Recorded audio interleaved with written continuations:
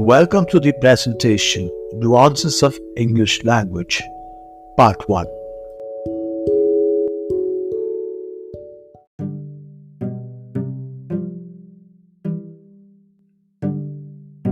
Let me now talk to you about general qualities of a professional teacher.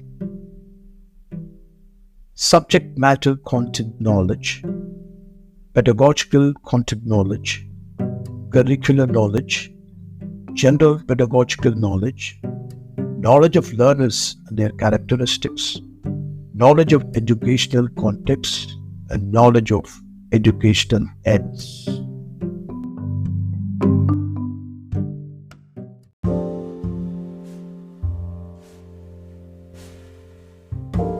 Let me now talk to you about the nuances of spoken English. The first and foremost thing a non-native speaker is to understand about English is it is a stress-timed language. There are word stresses and sentence stresses. Let me demonstrate sentence stress first. In a sentence like I like Raj, if the stress is on Raj, that means I like Raj means you like Raj and not his brother. I like Raj. The stress is on like. It means that you like him and don't dislike him. I like Raj. The stress lies on I. That means I like him, but my brother or somebody doesn't like him. Okay. Now about word stress, let me tell you in English language, there are monosyllabic, bisyllabic, trisyllabic and tetrasyllabic words. Let me now demonstrate the pronunciation of a set of bisyllabic words. The first one, it is not academic, it is academic. Number 2, entrepreneur. Garage, monosyllabic. Advertisement, technology. Both are bisyllabic.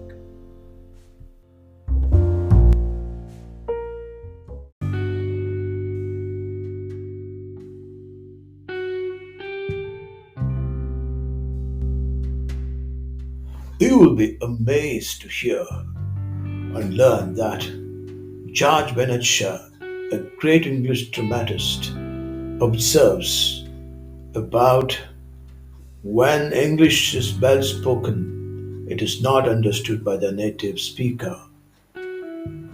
Are you listening? Yes. George Bernard Shaw explains to us that although it is an insult to the native speaker of English who cannot understand his own language when it is too well spoken, times have changed and we simply have to accept the fact that good English is more important than correct English. This observation was made on 8th October 2014. He suggests the foreigners to speak with a foreign accent and speak broken English, that is English without grammar. Then the native understands the foreigner and tries to understand and gets ready to help.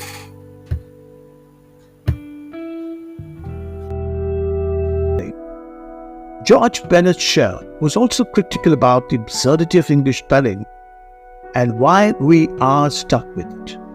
He coined the term GHOTI in his quest for spelling reform. He spelled it fish. How do you pronounce GHOTI? If you take the GH enough, that gives you an if sound, right? Then take the O in women, which gives you an I sound. Then the TI in emotion, which gives you a ish sound. Actually, you end up with GOTI for fish, which gives you the pronunciation normally spelled FISH. Also, we find our English spelling behaves in a very strange manner. When PUT is put, how come BUT is but? It should be put, Also about eyes and eyes. EYES is eyes. Also, ICE is ice. How come?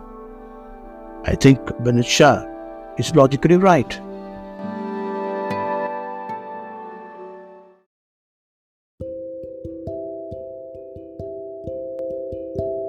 Now it's time we should talk about how a non-native speaker should understand when he's going to become a prospective teacher. English language teaching is seriously misunderstood for a content-based subject. Never, ever. English language teaching is not content-based, it is skill-based. This is a fact to be understood by all non-native speakers and prospective teachers of English.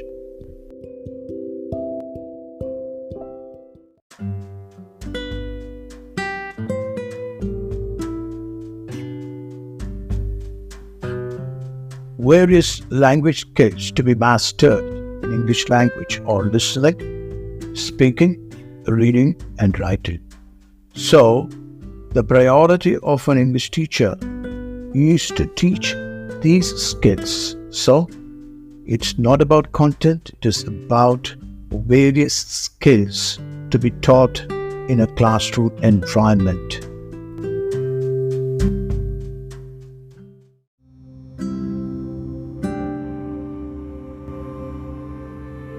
And let me elaborate. Listening, it's an ability to decode the meaning of an audio string. Speaking, ability to encode thoughts and concepts into oral form. Reading, it is an ability to decode the meaning of a written string. Writing, ability to encode thoughts and concepts into written form. These LSRW skills, four skills of language learning, is a set of four capabilities that allow an individual to comprehend and produce spoken and written language for proper and effective interpersonal communication. These skills are LSRW. In the context of first language acquisition, the four skills are most often acquired in the order of listening first, then speaking, then possibly reading and writing.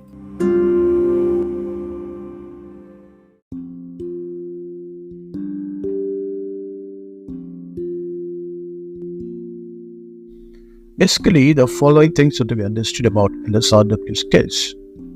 Listening and speaking pertains to spoken language, and reading and writing pertains to written language.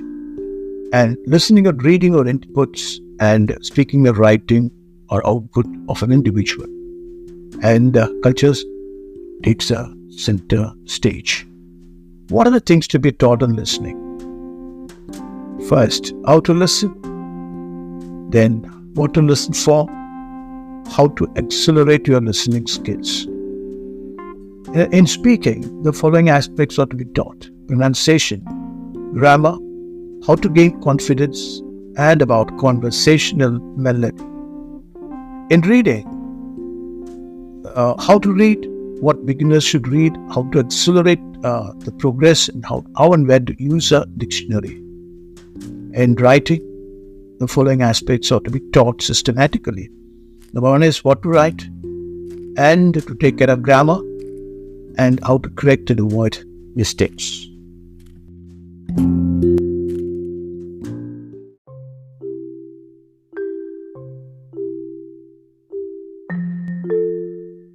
And there needs to be a clear understanding of interdependence of language skills. No skill can be taught in isolation. Language skills are interrelated and interdependent. If one is a good listener, he or she may become a great speaker. If one is a good or critical reader, he or she may evolve into a great writer.